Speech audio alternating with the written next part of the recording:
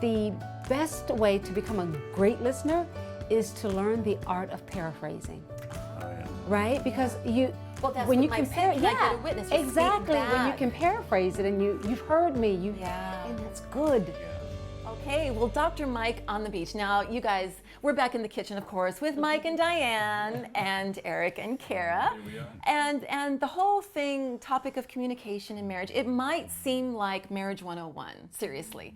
But we've been married 34 years now, and we still deal with that whole thing about listening. In fact, one of us in this couplehood deals with it a little more than the other one does. Sorry, were you saying something, hon?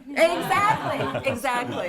See what I'm saying? Well, it's a challenge sometimes, because sometimes your mind can be somewhere else, and she's talking, but that tuning in that he was talking about, I need to do a little better at. Tuning in. It's something that we deal with no matter how long we've been married, really. I agree, because, and two, I think, no offense, men, but I think women can multitask and listen and do something else at the same time. Amen, sister. Men, on the other hand, they have to focus in on one thing. So when I'm talking to my husband, and if he's doing something, he hears nothing that I'm saying. Yeah. Zero.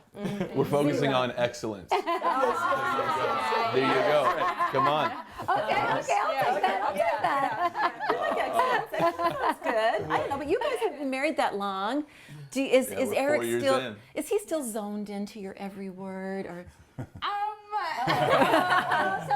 Sometimes, but sometimes I find that I can totally relate to what Dr. Mike was saying about trying to push my agenda. So maybe I'm trying to figure out his emotional temperature, and then he opens up about something, and then I'm like, yes, we can talk about this. And then I try and push what I want to talk about, and he kind of shuts down. So I have to kind of take a step back and remember, no, it's about Eric and how is he feeling today. So So it goes both ways. yeah. That's right. It goes both Definitely ways. does.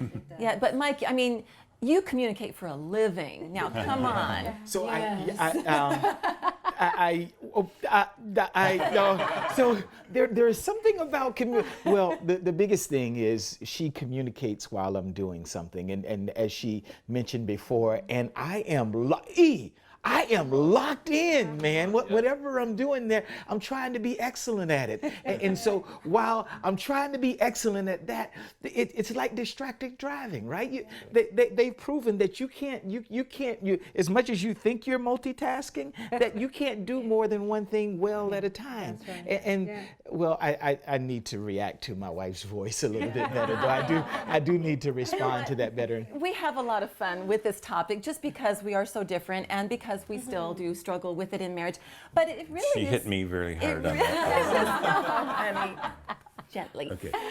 But it really is a serious topic because Dr. David Augsburger, he's a marriage research scientist. He has proven, he says this, I want to get this right. He said, being heard is so close to being loved that for the average person, they are almost indistinguishable. Wow. Being heard, knowing that you're being heard and that you are absolutely loved. They're so And close. the Bible says, James 1:19, that we are to be quick to listen, slow to speak, and slow to become angry. But that quick to listen is sometimes the challenge, because we always want to, as you say, get our agenda out there first, and to say, this is what, but actually to be slow to speak and quick to listen. Yeah.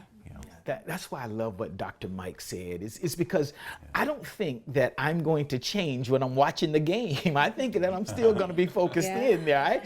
And I'm going to be locked in. But he said, just start with once a day.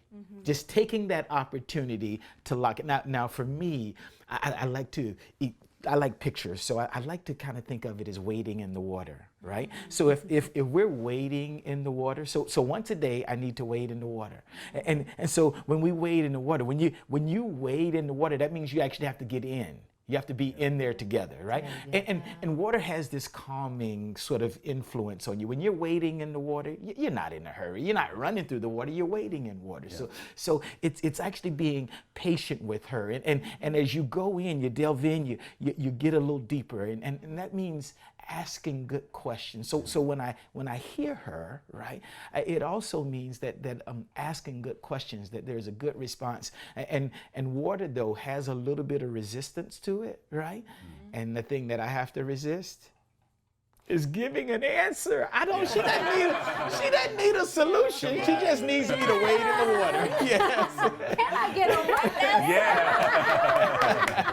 Exactly. Yeah, and that's the big challenge for someone who considers himself a fixer-upper or a someone He is Mr. Fix-It. who likes to Absolutely. bring the solution right away, that's but this one. she Same just thing. wants to Yeah. know that I just want you to I've hear me. heard and I've Yeah, understood that's it. and that maybe he gets it. empathize. That's it. That he Yes, gets that's it. Yeah. We Nothing just want to else. know Yep. that he gets it. Yeah. Right? And I also love when they say the best way to become a great listener is to learn the art of paraphrasing. Oh, yeah. Right? Because you Well, that's when what you Mike compare, said, can I get a witness? Just speak exactly. When you back. can paraphrase it and you've heard me, Yeah. and that's good. Yeah.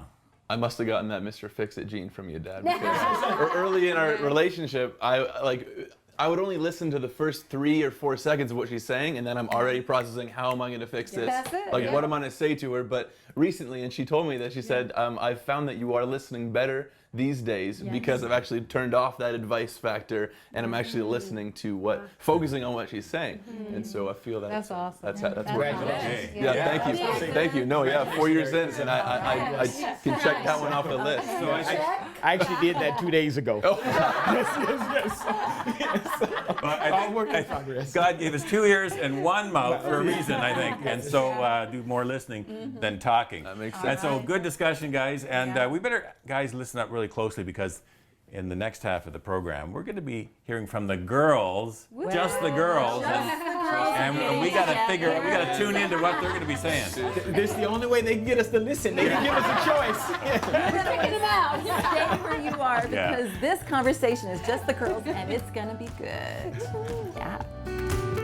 It's one thing to be emotionally expressive or emotional, and I would separate that from emotional needs because 100% of us, every single one of us, including men, have emotional needs. Absolutely. But it's not always expressed in the same way.